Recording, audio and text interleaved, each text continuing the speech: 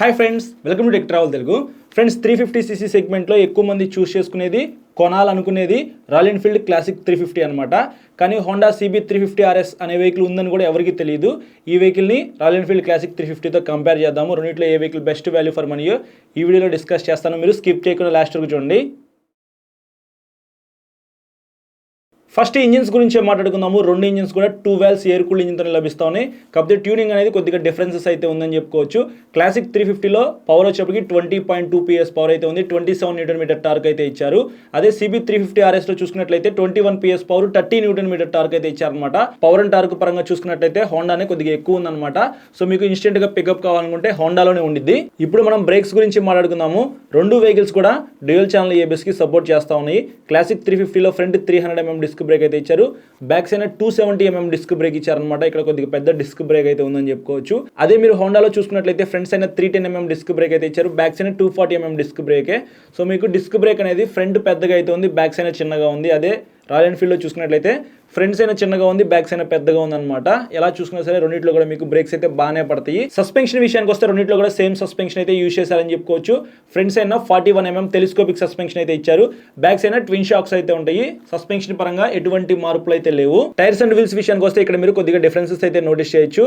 Royal ఎన్ఫీల్డ్లో fronts అయినా మీకు 100/90 నుంచి స్పోక్ వీల్ అయితే ఇచ్చారనమాట.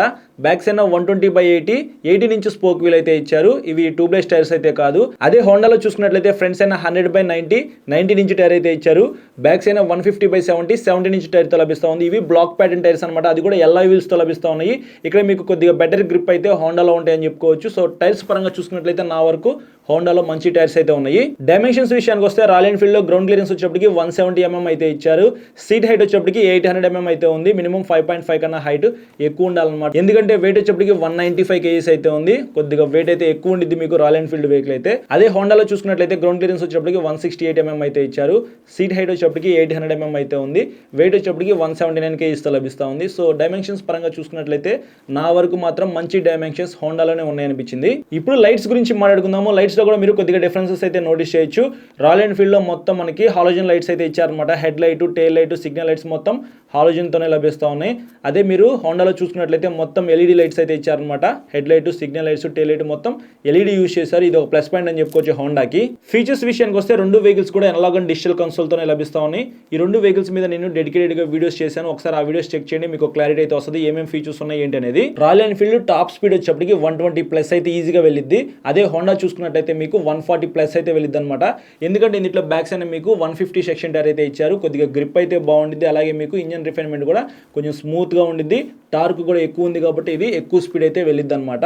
మైలేజ్ విషయానికి వస్తే వెయిట్ అయితే రెండు ఎక్కువ ఉంటాయి. అలాగే 350cc వెహికల్స్ కాబట్టి మీకు 35 km దాకా మీరు మైలేజ్ అయితే ఎక్స్పెక్ట్ చేయొచ్చు. అంతకుమించి మీకు మైలేజ్ అయితే ఎక్కువ రాదనమాట. మీరు ఎకానమీలో వెళ్తే ఇంకొక 2-3 km పెరగచ్చు. కానీ నాకు తెలిసినంత వరకు 35 km మాత్రమే మైలేజ్ అయితే వచ్చింది. కలర్స్ విషయానికి వస్తే రాయల్ ఎన్ఫీల్డ్ వచ్చేప్పటికి 11 కలర్స్లో అయితే మీరు చూస్ చేసుకోవచ్చు. కానీ హోండా వచ్చేప్పటికి 2 కలర్స్లో మాత్రమే మీరు చూస్ చేసుకోవచ్చు అనమాట. ప్రైస్ విషయానికి వస్తే 2,50,000 రూపీస్ అయితే ఉంది రాయల్ ఎన్ఫీల్డ్. హోండా వచ్చేటప్పటికి 2,48,000 రూపీస్ అయితే ఉంది. ఇది ఆన్లైన్ ప్రైస్ అనమాట. మీరు రియాలిటీలో షోరూమ్కి వెళ్తే ఒక 5,000 రూపీస్ నుంచి 10,000 రూపీస్ అయితే ఎక్కువ ఉండొచ్చు. మీకు దగ్గరలో ఉన్న షోరూమ్కి వెళ్ళి ఒకసారి ఎగ్జాక్ట్ ప్రైస్ ఎంత ఉందో తెలుసుకోగలరు అనమాట. నేనైతే ఆన్లైన్లో ప్రైస్ చూసి మీకు చెప్తున్నాను. ఫ్రెండ్స్, చూసారు కదా ఈ రెండు వెహికల్స్ మధ్యలో ఉన్న డిఫరెన్సెస్ ఏంటో.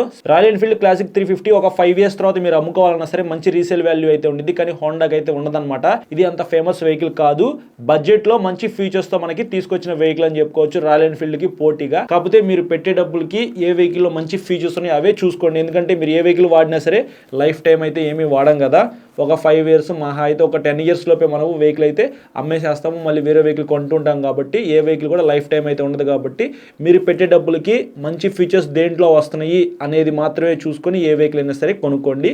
సో నన్ను అడిగితే మాత్రం 2,50,000 రూపీస్ లోపు 350cc క్లాసిక్ లుక్స్లో కావాలి అని అనుకుంటే మాత్రం మీరు హోండా CB350RS అయితే బెస్ట్ అని చెప్తాను. సో ఇది ఫ్రెండ్స్, ఓవరాల్గా వీడియో అయితే నచ్చితే లైక్ చేసి మీ ఫ్రెండ్స్ అందరికీ షేర్ చేయండి. ఇంకా మీకు ఏమైనా డౌట్స్ ఉన్నాయనుకోండి ఇన్స్టాగ్రామ్లో ఫాలో అవ్వండి. ఫాలో అయిన తర్వాత మెసేజ్ చేయండి. నేను మెసేజ్ చూస్తే మీకు ఖచ్చితంగా రిప్లై ఇస్తాను. అలాగే చాలా మంది సబ్స్క్రైబ్ చేయట్లేదు, సబ్స్క్రైబ్ చేసుకోండి. పక్కన బెల్ ఐకాన్ అయితే క్లిక్ చేయండి. నేను వీడియో పెట్టిన వెంటనే మీకు నోటిఫికేషన్ అయితే వస్తుంది. Thank you.